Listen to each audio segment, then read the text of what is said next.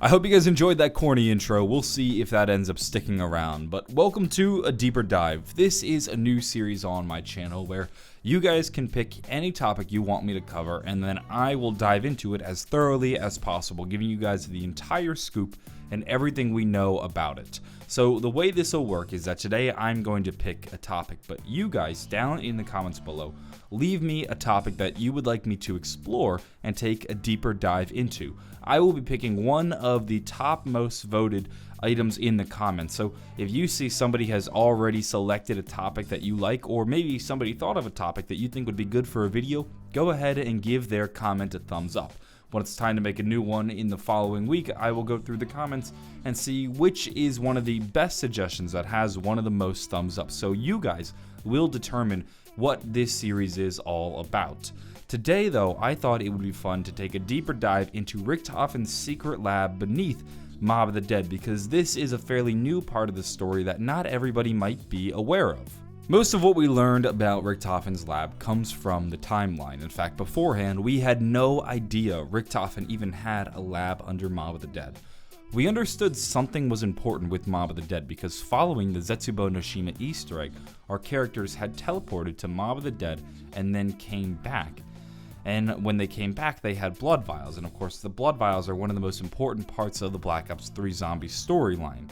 We knew something was up with Mob of the Dead, we just did not know what, but it was the timeline that revealed things. So we first figured it out when we got this bit of the timeline.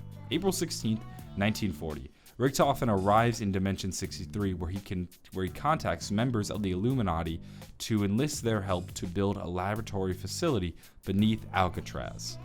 This is kind of important because this is the first time that the Illuminati has ever played an active role in the zombie storyline. They've always been present in the zombie storyline. We have ciphers from Kino, we also have their symbols appearing in the maps, but we never really knew what their role was. They were just kind of there in the background. We thought Richtofen might be a member of the Illuminati, but we weren't always positive, or even what his role in the Illuminati was. But here we see them taking an active role in helping Richtofen build a facility beneath Alcatraz. Our next bit of information is April 18th, 1940. Richtofen meets Stanley Ferguson and convinces him to assist with the Illuminati's construction of the Alcatraz laboratory. So if you don't know, Stanley Ferguson was a guard at the Alcatraz prison. He was the person you see in the intro that gets killed by Albert Arlington. However, he actually did not get killed by Al Arlington. He lived, and we learn this because of the audio logs that we find within the map Mob of the Dead. My name is Stanley Ferguson. I was a guard at Alcatraz from 1933 to 1942. Today, I'm going to give you some insight into one of the more interesting tales from the prison's history. So, Stanley Ferguson is alive and well, and now he is helping Richtofen build this lab beneath Mob of the Dead. We then have July 3rd, 1941. Stanley Ferguson reports that the laboratory has been completed and the test subjects will be placed in a stasis chambers upon arrival. Stasis chambers are like the pods that we saw Tank Dempsey in on the map Der Eisendrache. They are places where people can reach a cryogenic slumber. Things start to get spicy with this bit of the timeline. July 4th, 1941. Richtofen returns to the lab under Alcatraz where he meets Victus, arriving from the empty Earth with the Chronorium. Upon reading the Chronorium, Richtofen discovers numerous timelines documenting their fates and learns about the blood vials. He would later write on the page, "I know what I must do." Richtofen enters the rift to acquire the blood of Sal and Finn. After delivering the blood to his younger self and recovering the blood of Victus, he returns. Victus is placed on ice to be kept safe until they are needed next. There is so much going on here. Let's begin with the fact that this is actually when the timeline, Black Ops 3, and the Call of Duty Zombies comic converge into one singular event. This is actually stuff in the comic that we haven't seen yet. It's almost like a sneak peek of the Call of Duty Zombies comic, but I assume this is either how the comic will conclude or this will be one segment of the comic's adventures. We don't know for sure yet, but I'm sure it's something that's coming up. We also have Richtofen going to get Sal and Finn's blood, and this is where things also start to link up with Mob of the Dead. One of the interesting things we learn is that Richtofen collects the blood of Sal and Finn before Mob of the Dead ever happens. So we have July 4th, 1934. Richtofen jumps through a rift, and Richtofen secures the blood of Sal and Finn. What happens next on the timeline is Mob of the Dead. So that's what's going on there. We weren't sure where Richtofen got Sal and Finn's blood, and now we know exactly what happened. He just stepped through a rift and grabbed it before they died. And then what happens is our characters are imprisoned in Mob of the Dead. So he didn't actually collect it during Mob of the Dead, which is what some people might have suspected. That never happened. We also have this loading screen, and this loading screen is a remake of the Nacht der Untoten loading screen, except now it depicts the events of Mob of the Dead.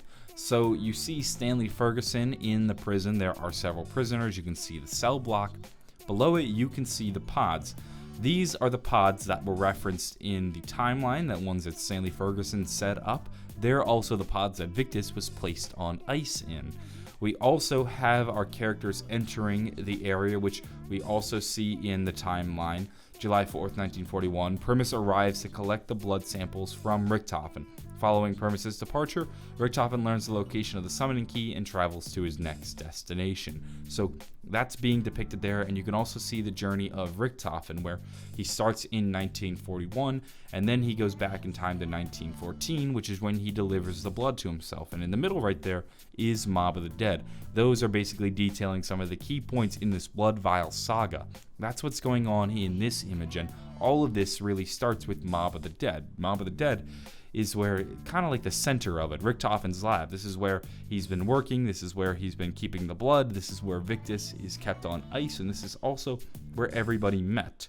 So if you can imagine, for this whole Blood Vial sequence, which was a huge part of Black Ops 3, this was huge, and this is why this Mob of the Dead lab is so important. Now, what's the aftermath of all this? Whatever happens to Stanley Ferguson, and whatever happens to the lab?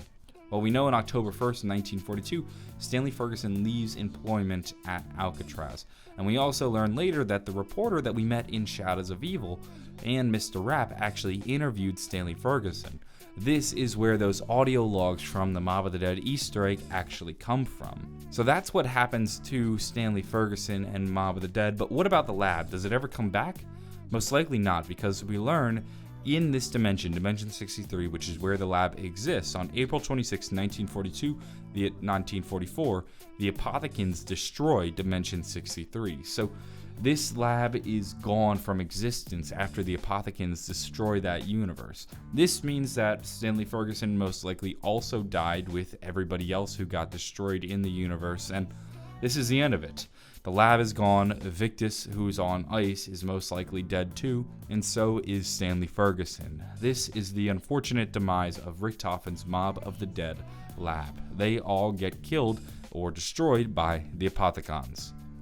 This, ladies and gentlemen, has been a deeper dive into everything we currently know about Richtofen's lab under Mob of the Dead. If you enjoyed this video or found it interesting, maybe give it a like, possibly subscribe for more. I'm always covering the zombie storyline, and of course, if you have any topic you want me to cover in a future episode of A Deeper Dive, leave them down below, or if somebody has already suggested a great topic, give their idea a thumbs up. I hope you all have a wonderful day, and bye.